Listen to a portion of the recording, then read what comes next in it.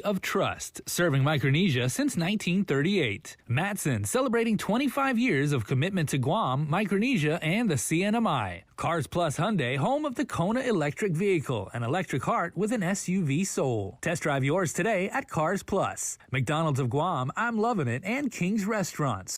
Local breakfast, lunch, and dinner favorites for over 45 years.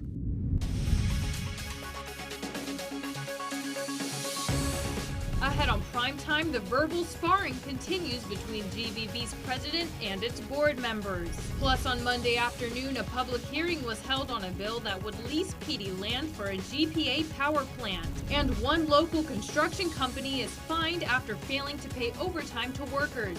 These stories and more right here, right now on your news leader. Hafide and good evening, everyone. I'm Hannah Devonzo, and thanks for tuning in to your news leader. The simmering tensions over the leadership at the Guam Visitors Bureaus continue. And while the governor's office acknowledged that there are internal concerns between the GVB board and management that requires analysis and discussion, it appears that for now, Adelup will leave it up to the two sides to work out their conflict. Adelup Communications Director Crystal Paco San Augustine said the governor is monitoring the progress, but, quote, GVB is equipped with the necessary tools to explore and resolve the issues that may arise. In an interview on KUAM last week, GVB President and CEO Carl Gutierrez made his position clear. The board is just to set the policy, and once the policy and the budget has been passed by the legislature, signed by the governor, it's up to management here. This idea of every board trying to manage how much is going to Taiwan, that's a management board. They're not a policy board. So I just called them out on it, and they can't continue to do that. And so Milton, the chairman, made a speech, and one of the board meetings says, okay, we welcome, if that's going on, we welcome an investigation. So that's going on right now. Meanwhile, during the last board meeting, member George Chu called out that investigation, strongly criticizing the way it's being conducted. Allegations have been made by management that the board of directors have acted illegally or in violation of open government law. And now management is going to be the one conducting an investigation. That's kind of like the one making the accusation is the one doing the investigation. Is that even within common sense? This is not the Wild West. This is, we're innocent until proven guilty. Yes. And the way you guys are acting like we're guilty and we're gonna find you're guilty. This is really, really weird. And it's really, really uncomfortable for me. So I think cancel all the board meetings until this gets addressed.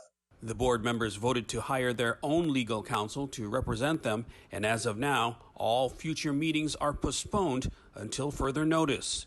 For KUAM News, I'm Nestor Lecanto. Senators heard testimony Monday on a bill to approve a land lease in PD that's critical for GPA's long-range plan to meet future power demand. GPA plans to build a new 41-megawatt low-sulfur diesel reserve generator, but it's seeking a waiver from current law that limits government property leases to 5 years. The lender for contractor KEPCO is requiring a 30-year lease before it will sign off on the full $750 million in financing. Public Utilities Commission Administrative Law Judge Fred Horke says it's one of the last steps in sealing the deal. The legislature to approve the lease does not seem to be possible in these circumstances, and if the lease is not approved, that could really undo or scuttle the years of efforts that everyone has put into making this power plant project a success. GPA is also required to install air emission filters to meet Clean Air Act requirements. The PD diesel unit will provide necessary backup to the main 198-megawatt generator that's being built at Ukadu Dededo. And 3 men have been arrested in connection to a series of theft of service charges involving counterfeit money. The trio allegedly passed off the bogus bills at gas stations, convenience stores, and bars. Arrested were 39-year-old Jay Javier, 40-year-old Linus Young, and 40-year-old Samuel Arce. Each was charged with 5 counts of theft and attempted theft. According to a magistrate's complaint, the theft occurred at the 76 gas station on Ipoh Road and the Fountain Plaza, the mobile gas station in Jigo, at the local Mart, Tumon Heights store, and and La Mimi's Bar. Several businesses have told KUAM about the alleged counterfeit $50 bills that they received that were confiscated by their banks. And Gloria Rudolph from the Public Defender's Service withdrew from accused murderer Donovan Ornelas' case this morning. According to Rudolph, her office had represented Ornelas in a previous case and filed a motion to withdraw. Judge Alberto Tolentino granted her motion. As we reported, it was in January of 2021 where Ornelas beheaded 51-year-old Andrew Ray Castro in Santa Rita for allegedly placing his family in danger. According to court documents, Ornelas admitted he drove to Dededo and left Castro's head in an abandoned vehicle in the jungle. He was charged with murder as a first-degree felony and aggravated assault as a second-degree felony, all carrying a special allegation of a deadly weapon in the commission of a felony. And they're both on pretrial release and weren't supposed to be in contact with each other. But a check from probation on Monday has led to the arrest of Eric De Castro and Brianna Afizan for more than just violations. According to court documents, Eric De Castro failed to check in with probation office, prompting the visit to a GVB home where he stayed. The woman who allowed De Castro to stay with her said he took up her residence inside her laundry room without her permission and locked it.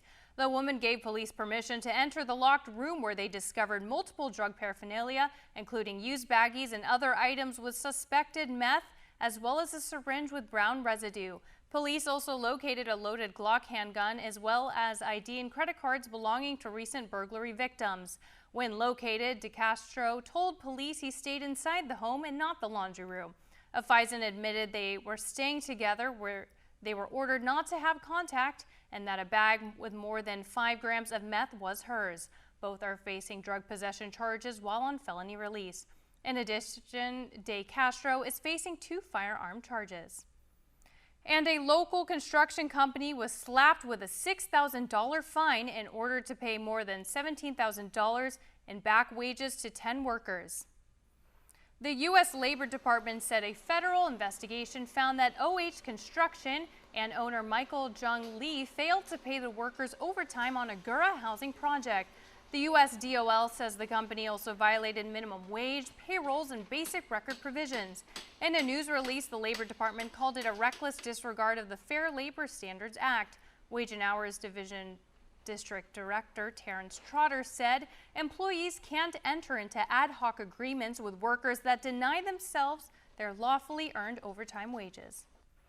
And over in the NMI, the CNMI House Standing Committee on Judiciary Government Operations marked a victory in court today in Governor Ralph Torres' lawsuit against them, challenging the legislative subpoena that he was held in contempt for.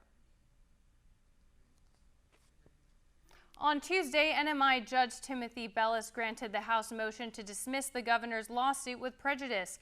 The House filed its motion to dismiss on January 11th of 2022, and the governor filed his opposition on February 24th. Judge Bellis wrote, "The court finds that the subpoena plainly falls within the legitimate legislative sphere. The subpoena covers 7 subject areas that all relate to the governor's expenditure of public funds and use of government personnel and resources." Bellis also addressed the governor's argument that he had a blanket immunity from subpoenas. The judge said separation of powers does not mean that a sitting executive may never be called to task by the legislature. The contempt charge as a result of the subpoena is Article 6 of the Articles of Impeachment, currently being tried in the Senate, and is also a part of the criminal charges filed by the AG. KUAM has reached out to the governor's office for comment. And over in the NMI, the first ever Senate impeachment trial in Commonwealth history lasted just over 7 hours across 2 days.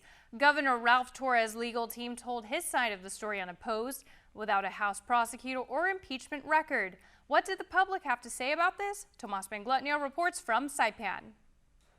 NMI residents voiced their views at the conclusion of the Commonwealth's first Senate impeachment trial. Instead, they chose to sit on the sidelines. Public comment. Giseleo, in support of the governor, offers sharp criticism of House lawmakers who use up public comment time in the Senate. It's a sign of the times and the division within the legislature that struggles to hear itself. Supporters of the governor showed up in full force. Going through with these articles of impeachment has divided us. It has hurt our image to the rest of the world. Worse, it has damaged personal relationships. A crowd of the governor's friends and allies stationed themselves outside as Republican Party leaders issued 7 press releases detailing the testimony carefully crafted by Torres' attorneys throughout the day. That testimony brought one Torres supporter close to tears. He has done so much for my community, my kababayans. He has helped so much. He has done so much for the guest workers. He has done so much for hundreds of families over the years. If anyone is capable of leading us to rebuild our homes and our community, in my heart, I know it is Governor Torres. Ultimately, Torres' fate lies in the votes of the Republican-led Senate, as at least 6 of 9 of them are needed to convict him. The Senate is expected to debate and schedule a vote on Wednesday at 1:30 p.m. Tomas Manglotnya for KUAM News on Saipan. If elected governor, Congressman Michael San Nicolas explained what his first 100 days in office would look like. The Guam delegate spoke before the Rotary Club of Tumon Bay earlier today on his immediate plans if installed into the island's highest government seat. In the first 100 days, we will establish in the office of the governor a secretary of health, education, and public safety in each area to evaluate recruitment, retention, and capital improvement needs, align local, federal, nonprofit, and private partners around each core mission, and laterally integrate related agencies under their care to target poverty, drugs, and economic disenfranchisement. San Nicolas also shared his plans to establish in the office of the governor an inspector general division that will receive all services and process concerns from the public. They will also make random daily agency site visits to ensure that management is meeting the standards of the office of the governor. We also had a chance to speak with Congressman San Nicolas after his speech.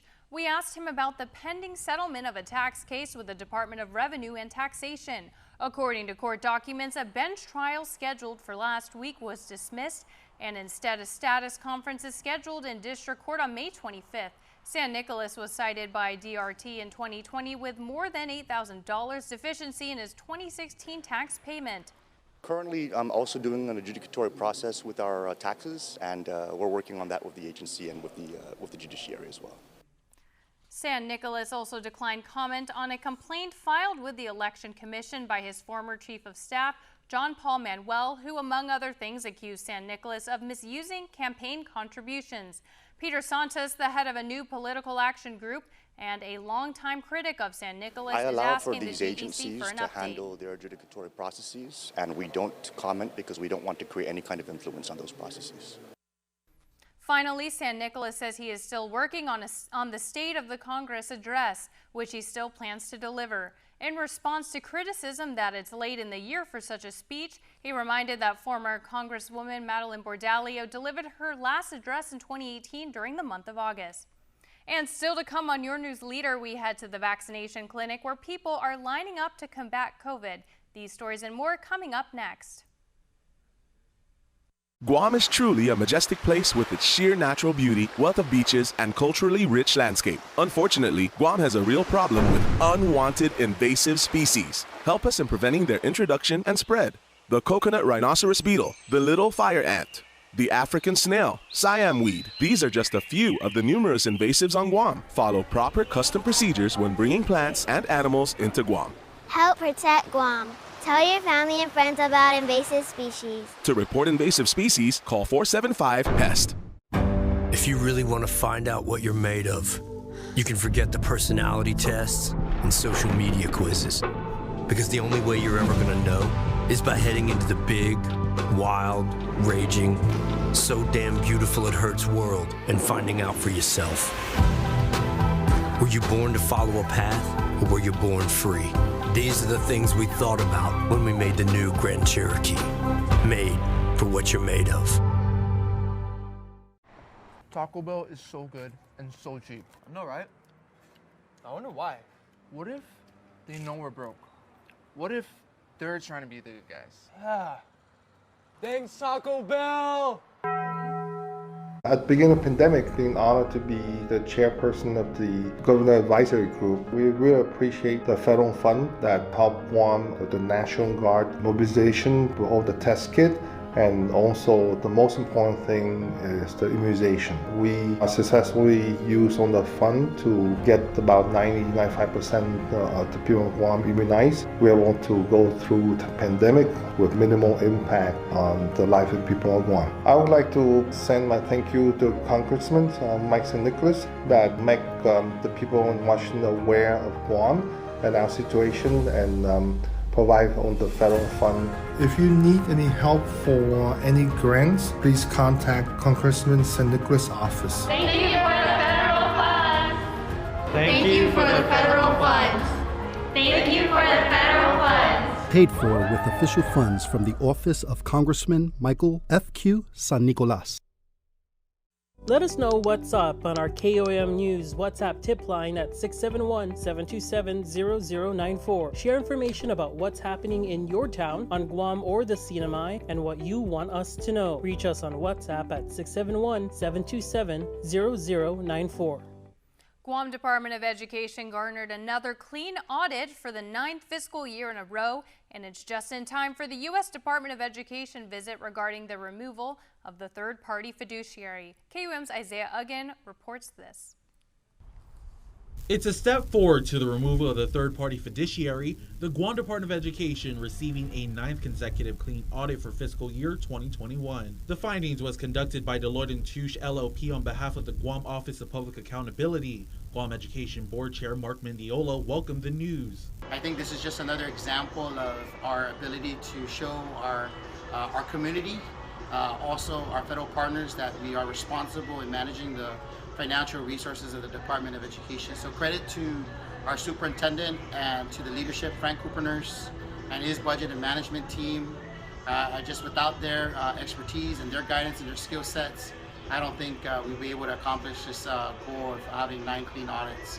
Despite the positive report, there was some deficiencies identified in the audit, which includes questionable spending of $1.4 million in federal funds, timely recording of expenditures, stale-dated checks, whether the Summer Youth Employment Internship Program met the requirements to prevent, prepare for, or respond to COVID-19, and the green light of overtime pay to employees working on COVID-related activities. However, in a release, GDOE disagreed with the concerns regarding the Summer Youth Employment Internship Program and noted that they are working to address the matters through improved processes and is seeking guidance from the U.S. Department of Education, or ED. Meanwhile, the audit findings comes just a week before ED's visit to the island to meet with GDOE about the third-party fiduciary. As KUAM News reported in December of last year, GDOE was aiming to get rid of the third-party fiduciary oversight. One of the goals that we've tried to do, at least our current board and our superintendent, was to really address these issues and to show that we are capable and responsible enough to spend federal dollars. We're able to say to the federal government that we are willing and able to manage the federal funds and just allow us to use the technical supports that's already in place in US Ed.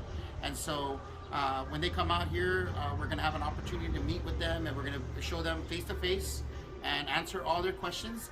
Alvarez and Marcel Public Sectors LLC has been GDOE's third-party fiduciary agent since 2009.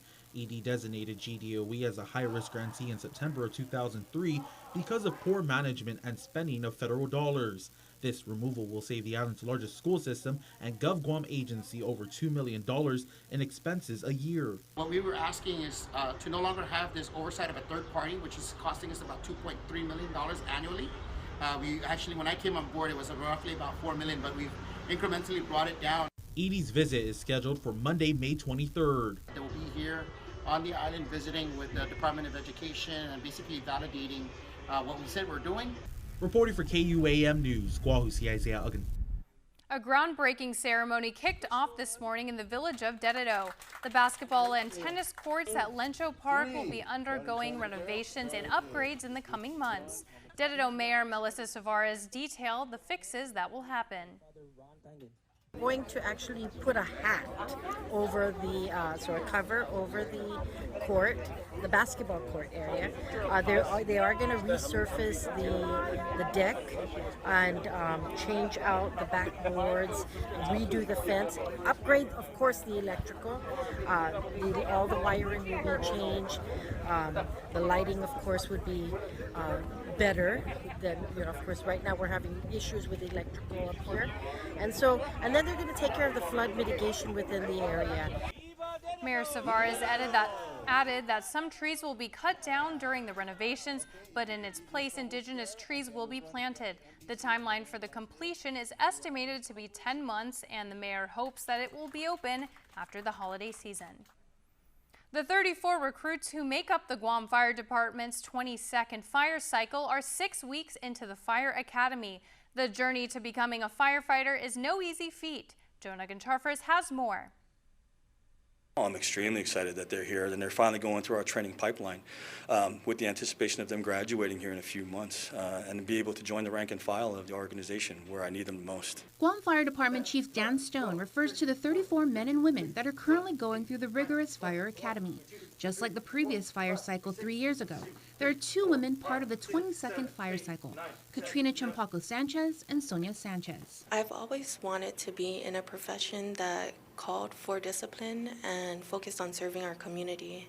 So when the opportunity to join the Guam Fire Department was announced, there was no hesitation. I knew this was the career I wanted to pursue. I was looking for a career that would challenge me physically as well as academically.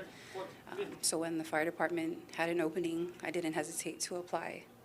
And I would also love to be able to encourage other females to become a firefighter, become part of the fire department. And about 6 weeks into the academy, the recruits show no signs of stopping. Their work cut out for them for sure.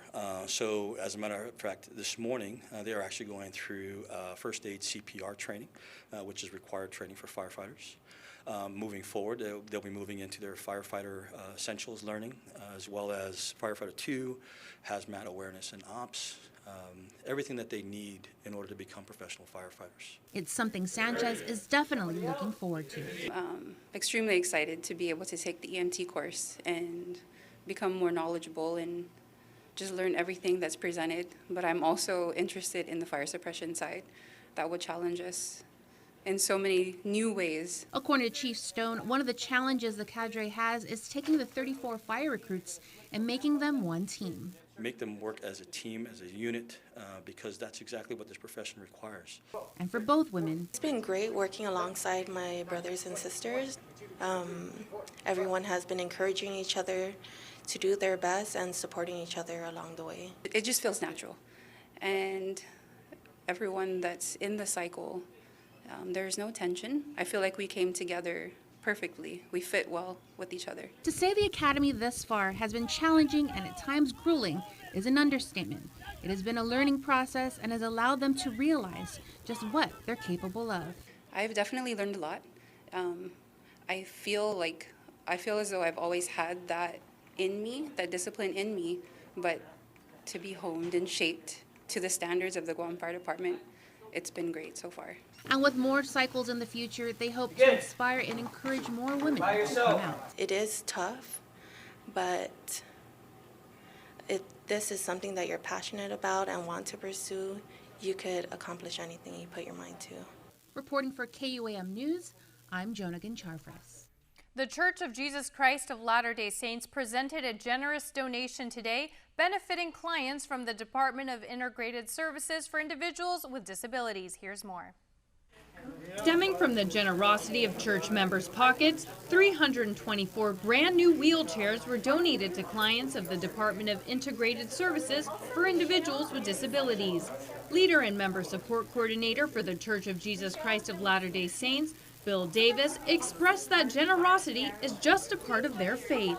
We follow the 2 great commandments. One is to love God, and the other is to love our neighbor as ourselves. And one of the best ways that we can love our neighbor is to be of service to them and to help them, especially those who are less fortunate or who have gone through various things in their life. And so this is just a small part of what we can do to help members of our community. One recipient, Timothy Titano, was all smiles when receiving his new wheelchair, as his previous one was completely worn down. People are donating me second-hand wheelchairs, and now I got a new one, and it's very soft and comfortable. The wheelchairs have been well thought out as they come in multiple sizes and extra cushions for comfort and are also durable through Guam's weather conditions. According to Deputy Director of DISID, Michelle Perez, they've never seen a donation quite like this. It's a great donation that came from the Jesus Christ of Latter-day Saints. And, you know, DISID has not had such a generous donation in, I would say, a decade at least. So 324 wheelchairs is really a great gift to all of us, not just DISID, but all the other agencies and nonprofits that we're going to provide all of this to. Stay tuned. Up next, Dave Delgado with your roundup of local sports. And for this week's Giving Every Tuesday feature, we head over to Juan M. Guerrero Elementary School. Keep it here. You're watching KUAM. KUAM News, winner of the 2022 Regional Edward R. Murrow Award for Excellence in Diversity, Equity, and Inclusion for the Culture Club.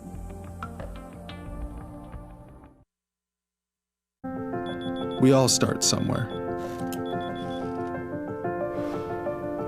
We start with the day. We start with him.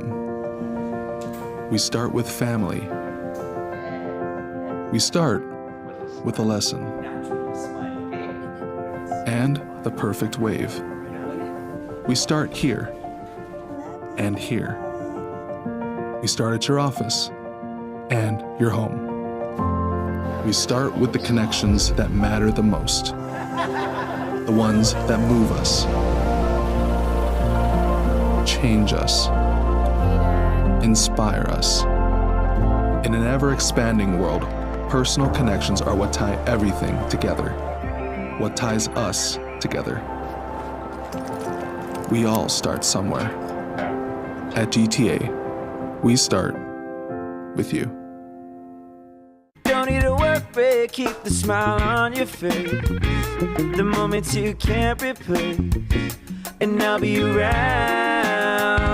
Whoa, you can count on me. You can count on me for life. Wherever life takes you, we're always here for you. Calvo's Insurance. Count on us for life.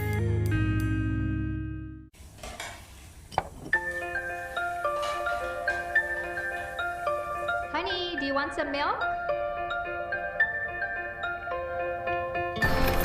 Do you ever wonder how your favorite products make their way into your local stores? Most arrive on state-of-the-art Matson vessels that transport containers of food, household items, equipment, and supplies into the islands every week. Because we know that you depend on us, we work closely with our partners to ensure that our shipments arrive on time, all the time, so you can find your favorite products when you need them. We transport the region's most precious cargo that supports successful businesses and promotes a better quality of life for our families. Matson is proud to have been the hometown shipping carrier for Guam, the CNMI, and Micronesia for the past 25 years, and you can count on us to be here for generations to come. KUAM Sports is brought to you by Docomo Pacific, better together.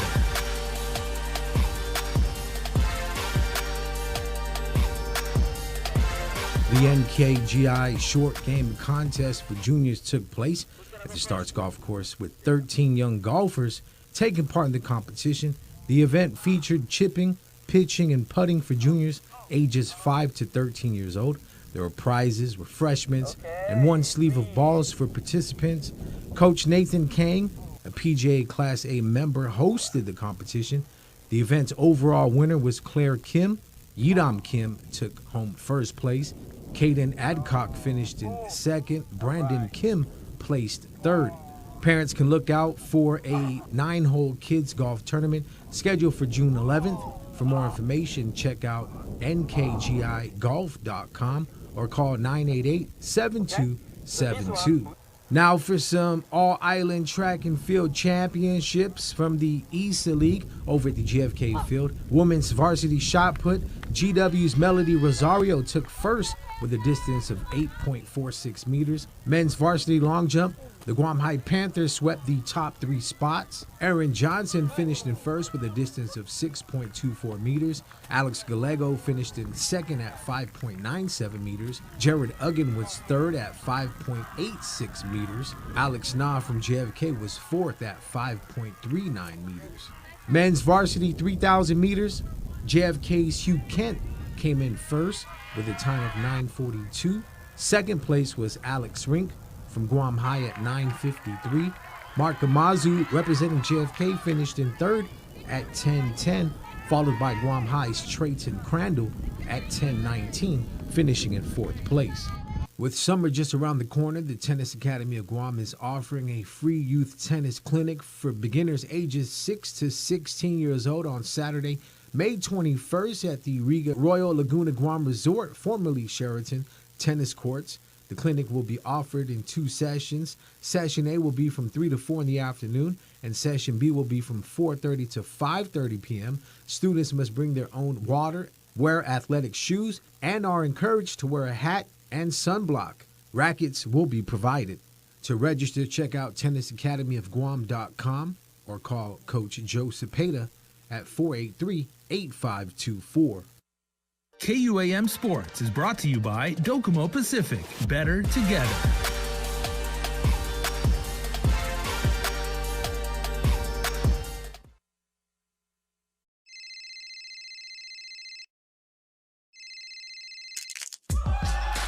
Need a new phone? Trade in now and get up to $500 off our best 5G devices. Trade in your older phone in any condition and step up to better savings and speeds only our 5G network can provide. Check out our website and catch up on the best mobile experience. Trade in now. Docomo Pacific. Better together. Guam's auto appearance specialist, Elegant Reflections, has been providing the automotive industry with professional detailing and car care products at its highest quality, from complete detailing, full interior detailing, exterior detailing, headlamp restoration, hand washing, seat and carpet shampoo, engine degreasing, undercarriage cleaning, paint sealant, fabric protection, paint oxidation removal, and so much more. Visit us at our new location. Call 646-5555 for an appointment. Elegant Reflections, Guam's auto appearance specialist, over 20 years of experience. For this week's Giving Every Tuesday feature, we head over next door to Juan M. Guerrero Elementary School, where members of the National Elementary Honor Society have taken part in everything from cleanups to donating much-needed items to our island's Manumku at St. Dominic's Senior Home. Here's more. Giving Every Tuesday is brought to you by J. Goodman, a happiness company. 4th and 5th graders who are part of Juan M. Guerrero Elementary School's National Elementary Honor Society recently took part in some community service projects throughout the island. Teacher Philly Bundang is one of 4 advisors who oversees this inspiring group of kids. One of the things that we've done in our school is create a plant. We had a garden set up, and it's the students that maintain it, weeding it, watering it, and all that, just to make sure that it does well. And on Friday, the Honor Society members went to St. Dominic's and made a generous donation of toiletries. We did a little fundraising to get the funds for that. They sold a Jamaican grill to get funds, and so we were there to donate the toiletries. Looking to uphold the values of service, leadership, character, and citizenship, our members Ethan Munoz, Allison Mercado, and Kira Bainham, who said their favorite projects included island beautification and the St. Dominic's donation. It makes me feel good because I'm helping other people in need. It makes me feel good because, I'm happy that I'm helping people who need help, because some people really need help on things that other people can't help them on. So sometimes I just like helping people. It feels good because it's helping. Bundang is proud of the students who continue to grow into well-rounded individuals, ready to make a difference in the community and in the world. What it is to help in the community, how to be active, how to help, and that's basically why we're here as NEHS members. They need to, that's their role. They need to go out, take the initiative to do something, to make a difference in our community. Giving Every Tuesday is brought to you by J. Goodman, a happiness company. And we wrap up the show with your birthday shout-outs. Here's Jason Solis. May 17th, happy birthday wishes going out to Raylani Dre, who celebrates birthday number 19 today. Happy birthday, baby girl. Hope you have an awesome day. Your family says we send you so much love. Layling Garces Espinoza, happy birthday number 58 to a wonderful mom, wonderful wife, and wonderful kindergarten teacher from a great school, Marshall A. Sablan Elementary School. Hey, all right. Shout out to Marshall Sablan. Love from your, quote, human children, Nina, Desi, Danny, and Peter, and your fur kids, Kato, Tofu, and Nita Mare, and your husband, Daniel. Nice shout out, guys.